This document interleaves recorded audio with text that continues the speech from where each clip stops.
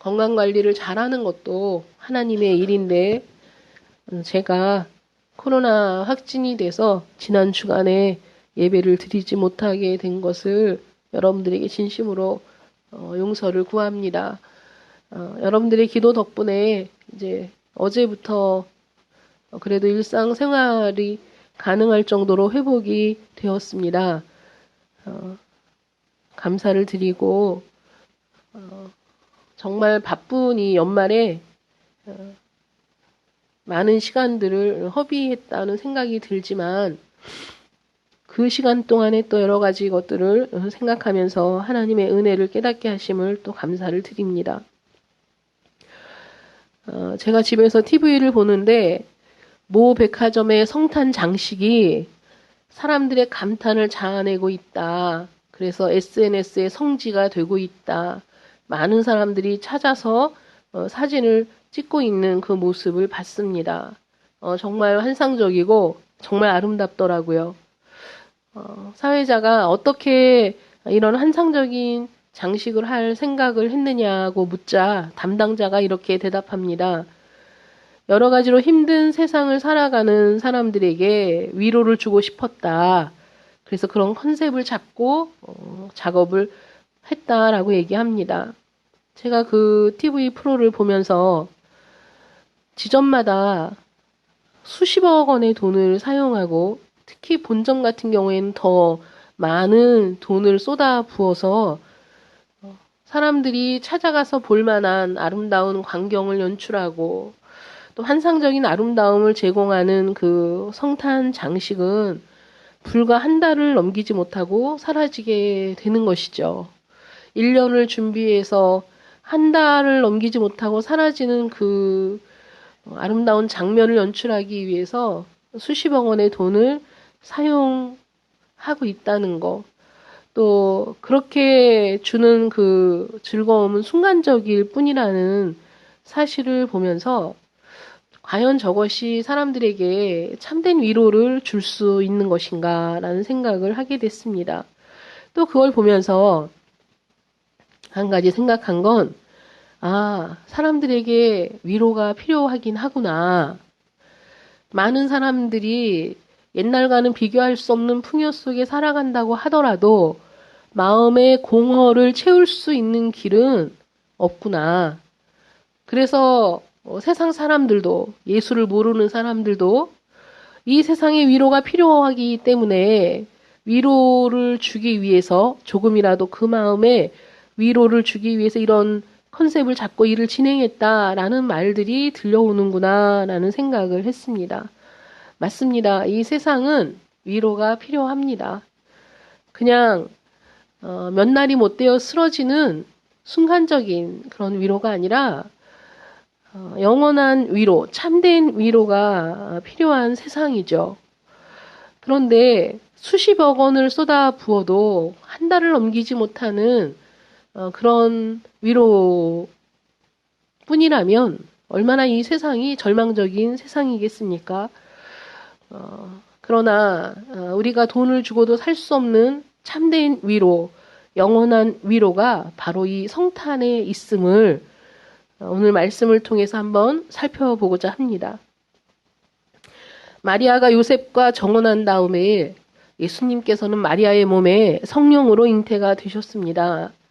이스라엘에서 정혼이라는 것은 우리가 생각하는 약혼의 개념이 아니라 그것은 결혼과 동등한 효과를 발생시키는 일입니다.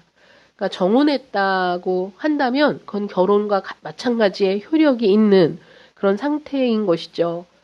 요셉은 마리아가 임신했다는 사실을 알게 됐습니다. 아직 한 집에 살고 있지 않은 처녀가 임신을 했으니 요셉의 마음이 얼마나 참담했을까를 유추해 볼 수 있습니다. 너무 속상하고 마음이 무너지는 그런 상태였지만은 요셉은 자비로운 청년이었습니다. 그래서 마리아가 어려움을 당하는 것을 원하지 않았어요. 그래서 마리아와 관계를 조용히 끊으려고 했습니다. 그때 마음으로 생각만 한 거죠. 근데 그때 천사가 나타나서 오늘 본문의 말을 전합니다. 20절, 21절 말씀에 보시면 다윗의 자손 요셉아 내 아내 마리아 데려오기를 무서워하지 말라. 그에게 잉태된 자는 성령으로 된 것이라. 아들을 낳으리니 이름을 예수라 하라. 이는 그가 자기 백성을 그들의 죄에서 구원할 자이심이라 하니라. 라고 얘기합니다. 히브리 사람들은 자녀를 낳으면 남자가 낳았다라는 표현을 씁니다. 여러분 이상하게 생각한 적 없으세요?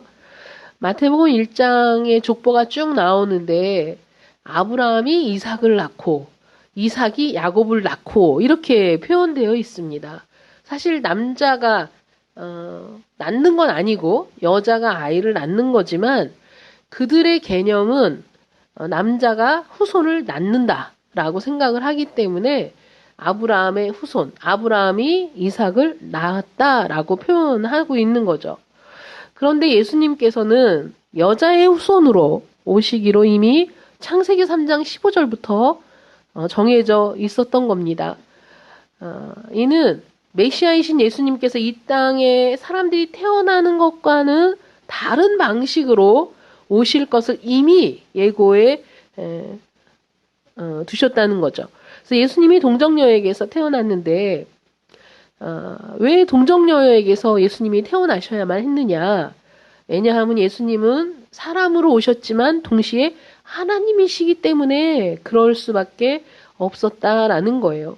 왜 하나님이셔야 했느냐? 이 땅에 오시는 메시아가 왜 또 사람이어야 했느냐라는 걸 우리가 한번 살펴보자면 첫 번째로 예수님께서는 하나님과 인간 사이에 중보자가 되셔야 했기 때문입니다.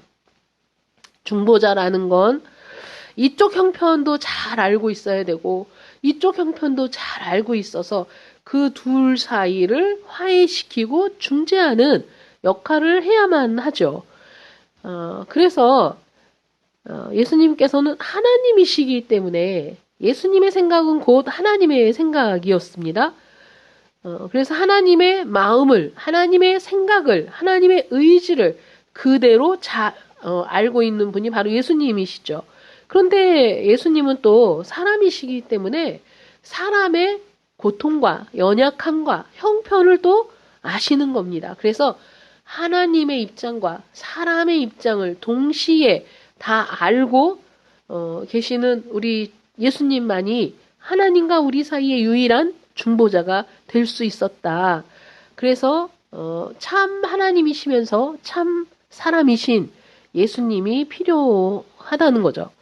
두 번째로는 인간의 죄를 해결하기 위한 화목제물이 되기 위해서는 정말 하나님과 우리 사이에 유일한 중보자가 되셔서 우리의 모든 죄를 해결하기 위해서는 화목제물이 되셔야 되는데 그 화목제물은 죄가 없으셔야 되기 때문에 인간의 생육법에 따라 이 땅에 태어나서는 안 되었다는 거죠. 왜냐하면 인간이 타락한 후에 인간의 생육법으로 태어나는 모든 사람에게는 원죄가 그대로 이어져 내려오고 있기 때문에 예수님은 그 생육법이 아니라 성령으로 잉태되심으로 육신의 혈통을 통해 내려오는 죄의 그 대물림을 영향을 완전히 차단하시고 태어나셨다는 거예요. 그래서 하나님이시면서 또 사람이신 예수님 그분이 그렇게 태어나실 수밖에 없는 그 이유가 있었다는 거죠. 그리고 또 세 번째는 보이지 않는 하나님을 보여주기 위해서 사람으로 이 땅에 오셨다는 겁니다. 구약에서도 하나님께서는 당신 자신이 어떤 분인지를 여러 가지 방법으로 알려주셨습니다. 말씀을 통해서, 이적을 통해서, 또 우리가 출애굽기 말씀을 쭉 상고해 보면서 알 수 있듯이 성막을 통해서 여러 가지의 일들을 통해서 하나님이 어떤 분인지를 우리에게 보여주셨는데, 그런데 예수님이 이 땅에 오시고 나서는 예수님께서는 당신의 삶과 인격을 통해서 하나님이 어떤 분이신지를 풍성하게 우리에게 보여주셨다는 거죠. 줄인 자를 먹이시고 병든 자를 고치시는 모습을 통해서 하나님의 사랑을 우리가 볼 수 있습니다. 세리와 죄인들과 함께 먹고 마시는 모습 속에서 잃어버린 양을 향한 하나님의 사랑의 깊이가 어떠한지를 우리가 볼 수 있습니다. 예수님께서는 말로만 듣던 하나님의 사랑, 하나님의 은혜, 하나님이 우리를 어떻게 바라보시고 어떻게 대하시는가를 예수님을 통해서 그 사랑을 눈으로 볼 수 있고 손으로 만질 수 있게 우리에게 보여주셨다. 그래서 예수님께서 나를 본 자는 누구를 본 것과 같다고요? 하나님을 본 것과 같다. 나를 본 자는 아버지를 보았거늘 왜 내게 아버지를 보이라 하느냐? 라고 말씀하신 것은 예수님의 모습을 보면, 예수님의 행하시는 모든 삶을 보면, 그분의 말씀을 들어보면 하나님을 충분히 볼 수 있고 느낄 수 있고 깨달을 수 있었다는 겁니다. 그래서 그렇게 하시기 위해서 인간의 몸을 입고 이 땅에 오셨다. 그리고 네 번째로 하나님이 인간의 몸을 입고 이 땅에 오신 이유는 죽으시려고 그렇게 인간의 몸을 입고 오셨다는 거죠. 하나님은 영원 전부터 영원까지 계시는 분, 그분은 생명 그 자체이신 분이시기 때문에 하나님은 뭐 거짓말도 하실 수 없는 분이시지만 또 하나님은 죽으실 수도 없는 분이시죠. 그런데 인간의 죄를 속하기 위해서는 정말 흠없는 제물이 죽어야만 했습니다. 죽지 않으면 제물이 될 수 없고 제물이 죽지 않으면 우리 죄 문제가 해결될 수 없기 때문에 우리 주님께서 우리의 죄를 위해 죽으시기 위해 인간의 육신을 입고 이 땅에 오셨다. 여러분 우리가 지난주에 출애굽기 말씀 성막에 대해서 우리가 함께 말씀을 나누면서 우리가 하나님께 나아가기 위해서 거쳐야 할 그 관문들, 성막의 문을 통과해서 우리가 제물을 끌고 가서 그 제물에 안수하고 그 제물을 죽여 그 피를 흘리고 그 피를 쏟음으로 우리의 죄 씻음을 받고 그 다음에 우리는 그 성소에 들어갈 수 없어. 제사장이 성소에 들어가고 그 다음에 지성소, 쉐키나 하나님이 임재하시는 그곳은 대제사장만 1년에 한 번 들어갈 수 있는 곳. 그래서 성막은 하나님이 우리와 함께 하신다는 눈으로 볼 수 있는 증거였고 그 성막이 이스라엘 가운데 있음으로써 하나님이 내가 너희와 함께 한다는 그 말씀을 이스라엘 백성들은 확인할 수 있었던 겁니다. 그들과 함께 하시는 하나님, 그들 가운데 임재하시는 하나님을 그들이 눈으로 보면서도 그 하나님께 바로 나아갈 수는 없었던 거죠. 그리고 제물의 피를 통해 죄를 씻음 받은 이스라엘 백성들이 그곳에서 하나님과 교제하고 만날 수는 있었으나 지성소까지 갈 수는 없었던 그런 제한이 있었던 거죠. 그런데 그런 그 제한된 우리 하나님이 거기 계시다는 것을 알고 하나님 앞에 있음을 즐거워하긴 하지만 직접적으로 하나님을 만나 교제할 수 없는 그런 제한된 우리를 위해 하나님이 작정하시고 그 지성소 속죄소를 떠나 뚜벅뚜벅 휘장을 제치고 성소를 통해 그 뜰로 나와 성막으로 우리를 만나러 오셨다는 것, 그것이 바로 성육신이라고 지난주에 말씀을 드렸잖아요. 그렇게 성육신한 이유가 뭐냐? 그렇게 우리와 같은 모습으로 이 땅에 우리에게 오신 이유가 뭐냐?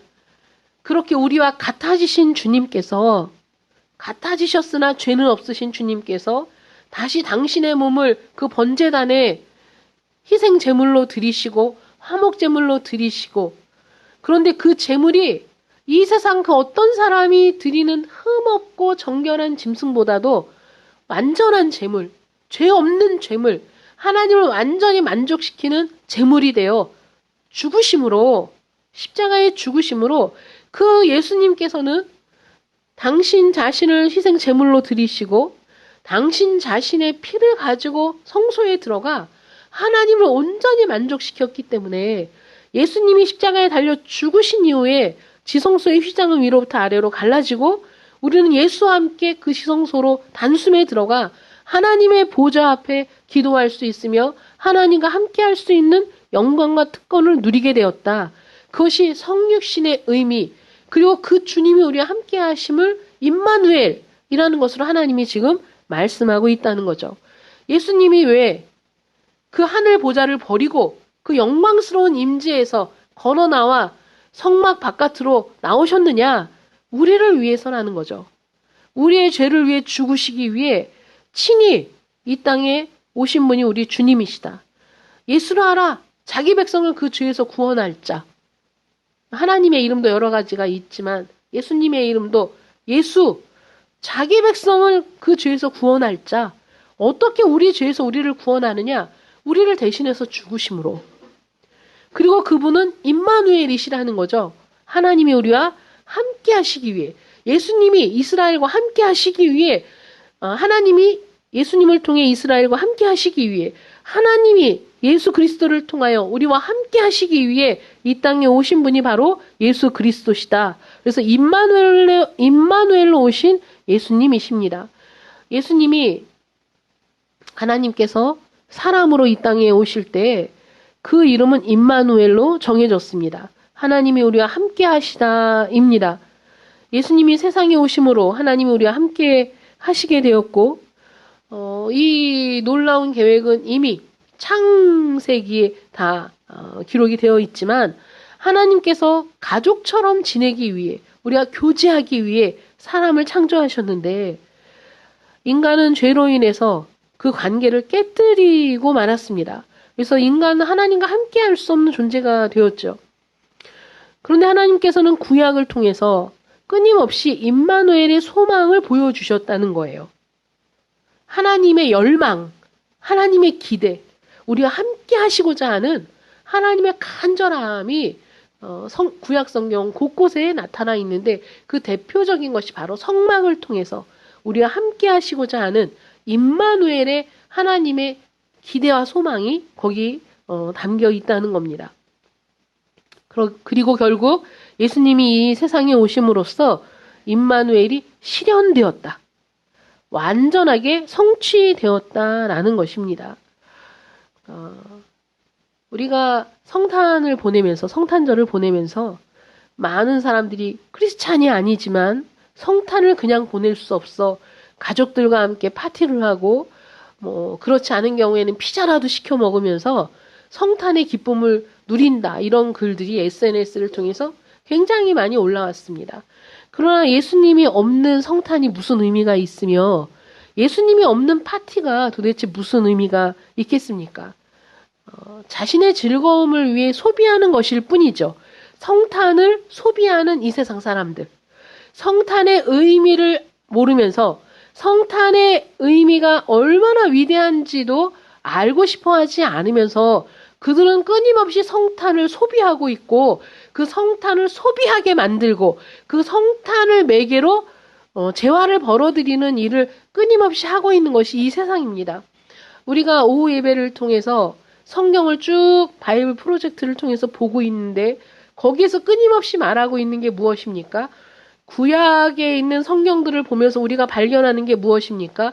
이 세상의 역사는 하나님의 선의로 시작된 어떤 일들, 하나님께서 믿음의 사람들을 통해 이루시고자 하는 어떤 결말, 기대하고 있는 결말들이 인간들을 통해서 사실 여지없이 부서져 왔던, 그래서 인간의 역사는 정말 좋게 시작했는데도 불구하고 결말은 실패로 거듭되는 그런 인간의 역사를 우리가 볼 수 있습니다. 실패하고 다시 회복시키시지만 또 실패하고 하나님이 사사기를 통해서도 하나님이 구원하시지만 다시 실패하고 하나님이 그들을 또 용서하고 구원하시지만 다시 또 실패하는 반복되는 그 사이클을 통해서 인간이 하는 일들은 결국 파괴와 실패뿐이라는, 그래서 사람들의 역사는 결국은 절망일 수밖에 없다는 것을 보여주고 있다는 것이죠. 인간에게 맡겨진 인간이 꾸려나가는 세상, 인간이 추구하는 유토피아, 인간이 추구하는 낙원, 그 어떤 것에도 하나님이 없다면, 예수가 없다면 결국은 신락원이 될 수밖에 없고 결국은 실패할 수밖에 없고 결국은 참담한 결과밖에 없다는 것을 성경은 우리에게 끊임없이 보여주고 있는 겁니다. 그래서 인간이 시도하고 인간이 계획하고 인간이 이루고자 하는 모든 것들이 결국은 인간의 탐욕과 탐심으로 인해서 실패를 향해 달려가는 모습들을 구약 성경은 너무나 적나라하고 너무나 분명하게 보여주고 있으면서, 그러나 그 끝에는 항상 모든 성경의 끝에는 인간의 실패를 다루지만 거기에 하나님이 얹으시는 소망이 항상 있었다는 거죠. 소망. 그런데 그 소망은 인간을 통해서는 결코 올 수 없는 것이죠. 우리 지난주에 말씀 기억하실지 모르겠지만 잃어버린 양이 절대로 자신의 목자를 스스로 찾아오지 못하기 때문에 목자가 산을 넘고 강을 건너 가시덤불을 헤치고 잃어버린 양을 찾아 헤매이다가 그 양을 찾으면 기쁨으로 그 양을 어깨에 둘러매고 오면서 잔치를 벌인다는 말씀을 제가 드렸잖아요. 잃어버린 양에게 다가오는 결말은 공포와 두려움을 견딘 끝에 소망이냐? 아니죠. 들판에서 잃어버린 양들은 결국은 멸망입니다. 죽을 수밖에 없습니다. 참담한 결과를 맞이할 수밖에 없는 것이죠. 목자가 생명을 걸고 양을 구하기 전에는 그 양에게는 소망이 없는 겁니다. 이 세상의 역사는 그렇게 끊임없이 소망을 찾으며 달려가나 결국은 인간의 역사가 실패로 귀결되는 것을 보여주면서 참된 소망은 무엇이냐? 하나님께 발견되는 것이 참된 소망이다. 참된 소망이 무엇이냐?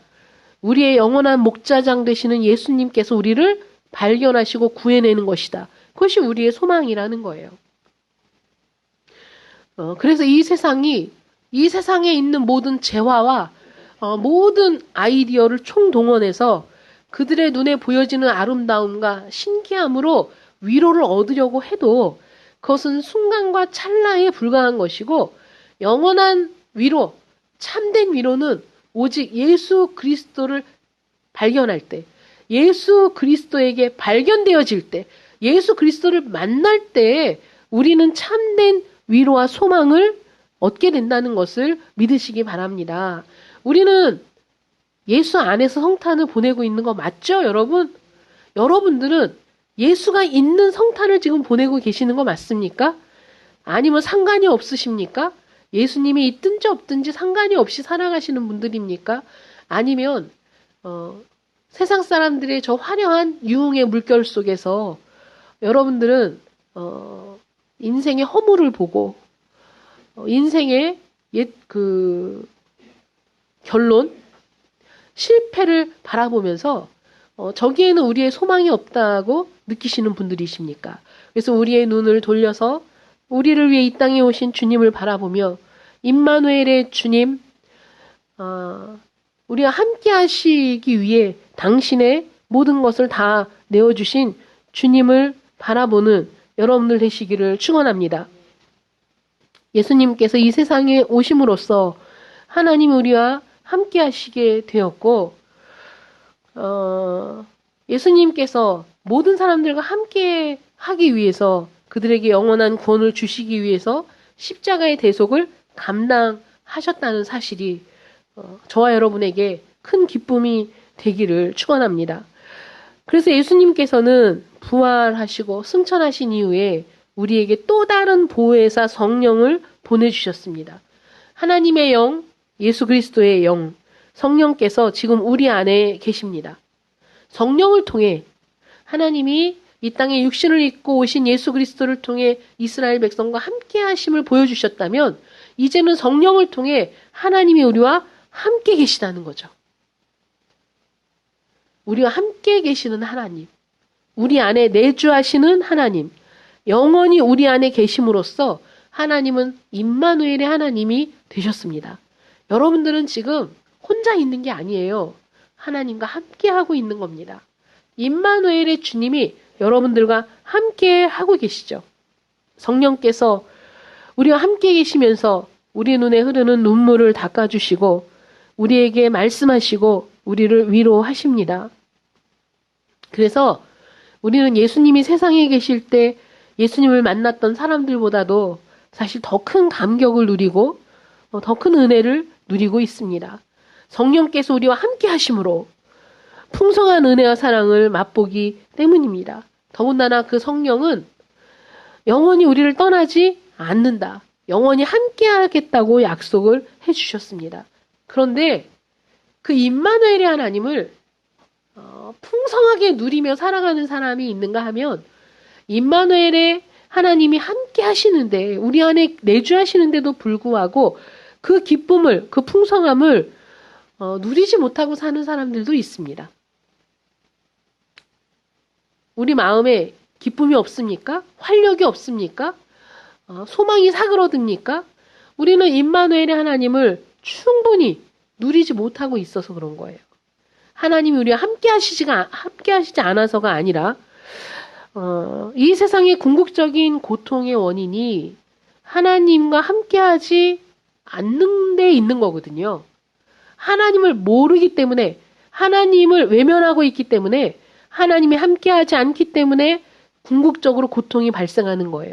궁극적인 절망감, 비참함, 허무함, 공허감 이런 것들은 우리 안에 채워져야 할 것들이 채워지지 않았기 때문에 오는 현상이거든요. 정말 중요한 부분이 채워지지 않았는데 그 어떤 것으로 그 허물을 채울 수 있으며 그 공허를 채울 수 있겠습니까? 그러니 세상 사람들이 그 공허를 채우기 위해 정말 엉뚱한 방향으로 달려나가는 것은 충분히 이해할 수 있는데 왜 예수를 믿는다고 하는 사람들이 하나님을 믿는다고 하는 사람들이 여전히 그들과 동일한 공허를 느끼고 허물을 느끼고 마음에 소망도 없이 기쁨도 없이 그렇게 또 세상을 바라보며 살아가는지 여러분 너무 안타까운 일이죠. 우리는 사실 이 세상의 궁극적인 고통의 원인이 어디 있는지를 분명히 알고 있으면서 이 세상이 위로가 필요하다는 사실, 그것은 일시적인 위로가 아니라 영원한 위로가 필요하다는 사실을 우리가 알고 있다면 그들에게 우리는 당당히 외칠 수 있어야죠. 당신에게 필요한 것은 눈에 보이는 화려한 아름다움, 일시적인 즐거움, 일시적인 몽환적이고 환상적인 그런 데 있는 것이 아니라 우리에게 참 소망이 되시는 예수님을 만나는 겁니다. 하나님을 만나야 됩니다. 예수님을 통해 우리와 함께 하시는 하나님, 창조주께서 예수 그리스도를 통해 우리와 함께 하신다는 사실, 그분에게 우리의 참 소망이 있다는 것을, 그래서 세상 사람들에게 필요한 위로는 바로 임마누엘의 하나님이라는 사실을 외쳐야 하는 거죠. 그러기 위해서는 우리 자신이 먼저 그 임마누엘의 하나님을 통해 풍성함을 누려야 돼요. 여러분, 사람이 안에 무엇이 가득 차 있느냐에 따라서 눌렀는데 욕이 나오고, 눌렀는데 불만이 터져 나오고, 눌렀는데 온갖 악담이 쏟아져 나오는 사람이 있고, 눌렀는데 축복이 나오고, 찔렀는데 감사가 나오고, 찔렀는데 오히려 위로가 나오는 사람들이 있습니다.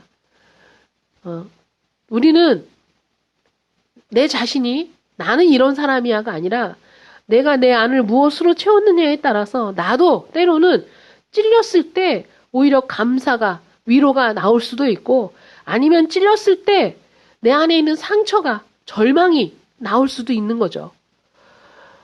임마누엘의 하나님으로 우리가 충만할 때 우리는 고통에도 불구하고 그런 고통과 아픔 속에서도 감사가, 위로가 또 세상을 향한 축복이 나올 수 있습니다.